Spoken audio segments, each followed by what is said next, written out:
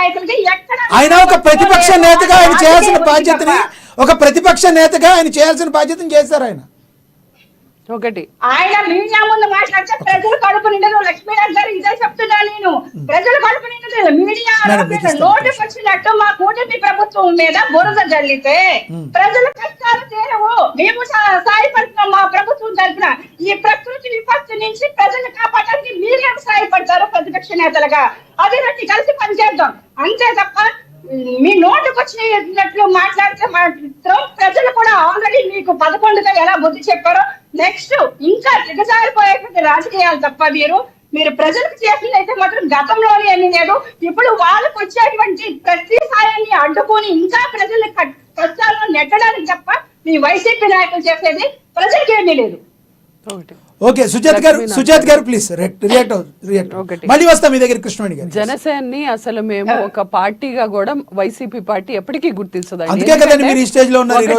జనసేన పార్టీకి ఎలా జనాలు గుర్తించారు? ఎందుకు 49 లక్షల దొంగ ఓట్లు వేయించుకోనా? 49 లక్షల దొంగ ఓట్లు వేయించుకొని గెలిచారా? అదే వాళ్ళ గెలుపు. కృష్ణవేణి గారు, అదే వాళ్ళ గెలుపు. 49 లక్షల దొంగ ఓట్లు వేయించుకొని గెలిచారంట. దొంగ ఓట్లు వేయించుకొని గెలిచిందా మీ గెలుపు? ఈవీఎంలు మేనేజ్ చేసి గెలిచిందా మీ గెలుపు?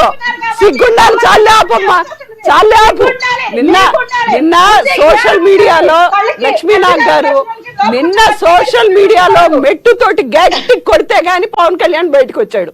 మెట్టుతోటి గట్టి కొడితే గాని దవడ పగిలి పెట్టట్టు అప్పుడు బయటకు వచ్చి ప్రెస్ మీట్ పెట్టాడు. సిగ్గుండాలి చెప్పడానికి, ఇంకా సిగ్గుండాలి చెప్పడానికి, సిగ్గుండాలి. మీదొక పార్టీ దానికి ఒక నాయకుడు నిద్రపోవడానికి జీవితకాలం సరిపోదు.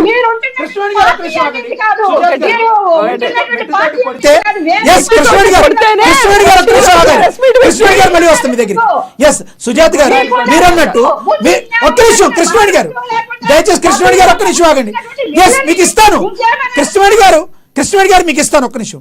మెట్టుతోటి కొడితే పవన్ కళ్యాణ్ గారు బయటకు వచ్చారు అనుకుందాం. మరి జగన్మోహన్ రెడ్డి గారు గడిచిన 5 ఏళ్లలో ఒక్క ప్రెస్ మీట్ పెట్టలేదండి. ఎందుకు పెట్టలేదు ఒక్క ప్రెస్ మీట్? ప్రజల గురించి ఒక్క ప్రెస్ మీట్ పెట్టలేదు. ఎన్ని మెట్టులతో కొట్టినా పెట్టలేదు. అందుకనే ఈ రోజున జగన్మోహన్ రెడ్డి గారి దుస్థితి ఇలా ఉందనుకోవాలా? ప్రశ్న ఫేస్ చేశారా? నన్ను చెప్పనిస్తారా? చెప్పండి మీరే. రికార్డింగ్ ప్రెస్ మీట్ లో చెప్పనిస్తారా? మీరే మాట్లాడండి. మీరు మాట్లాడండి. కృష్ణవేణి గారు మీకు నేను ఇస్తాను సమయము. ఇద్దరు క్రాస్ చేయకండి. సుజాత్ గారు మీరు కూడా ఆవిడ మాట్లాడేప్పుడు మీరు మాట్లాడండి ప్లీజ్. ప్రపంచంలో ఎవ్వరూ చూడనటువంటి కోవిడ్ వస్తే ఈ రోజు ప్రపంచం మొత్తం కూడా కోవిడ్ తోటి అతలాకుతలం అయిపోతే కింద స్థాయి నుంచి వాలంటీర్ స్థాయి నుంచి ఆ తర్వాత కలెక్టర్ల నుంచి ఆ తర్వాత మినిస్టర్ల దగ్గర నుంచి ప్రిన్సిపల్ సెక్రటరీల వరకు ఆ తర్వాత మినిస్టర్ల వరకు ఎంత చక్కగా ఆర్గనైజ్ చేశారు జగన్మోహన్ రెడ్డి గారు. అప్పుడు ఎక్కడున్నారు చంద్రబాబు నాయుడు గారు, పవన్ కళ్యాణ్ గారు? హైదరాబాద్లో దాక్కున్నారా? చెప్పండి.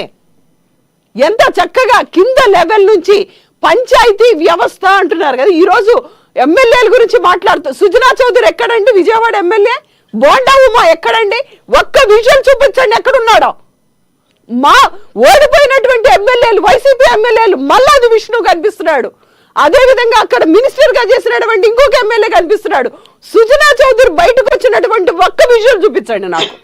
బోండా ఉమా విజయవాడ ఎమ్మెల్యే బయటకు వచ్చింది ఒక్కడు చూపించండి.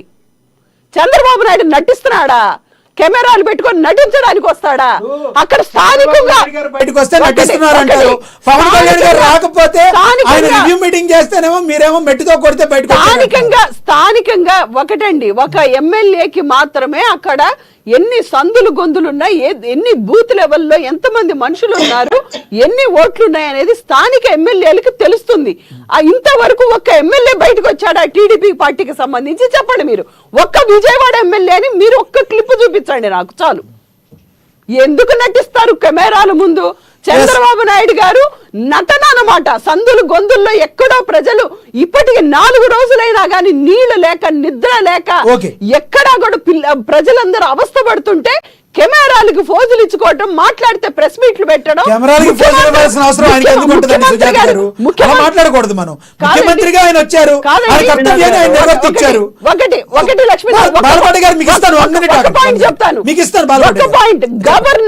గవర్నమెంట్ అంటే ఏంటి? ఒక్క ముఖ్యమంత్రేనా? మీకు పంచాయతీ రాజ్ వ్యవస్థ ఉండదా? అలాగే మీకు సంబంధించి పంచాయతీరాజ్ వ్యవస్థ గురించి వైసీపీ మాట్లాడితే ఎలాగండి? సుజాత గారు దయచేసి పంచాయతీరాజ్ వ్యవస్థ మొత్తాన్ని నిర్వీర్యం చేస్తుంది వైసీపీ పార్టీ. అవునా కదా చెప్పండి. మరి వాలంటీర్ వ్యవస్థ ఉందా ఇప్పుడు? చెప్పండి.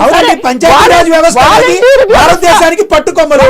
వాలంటీర్ వ్యవస్థని మీ వైసీపీ పార్టీకి పట్టుకోవాలి. వైసీపీ పార్టీ వాలంటీర్ వ్యవస్థ వద్దని మీరు పంచాయతీరాజ్ వ్యవస్థను తెచ్చారు. పంచాయతీరాజ్ వ్యవస్థని వీళ్ళు తేలేదండి సుజాత గారు. భారతదేశానికి పట్టుకొమ్మలు పంచాయతీరాజ్ వ్యవస్థ. ప్రజలకి గ్రామాల్లో అత్యంత చేరువుగా ఉండేది పంచాయతీరాజ్ వ్యవస్థ. ఇది చంద్రబాబు నాయుడు గారు, పవన్ కళ్యాణ్ గారు తెచ్చింది కాదు. వాలంటీర్ వ్యవస్థ మాత్రం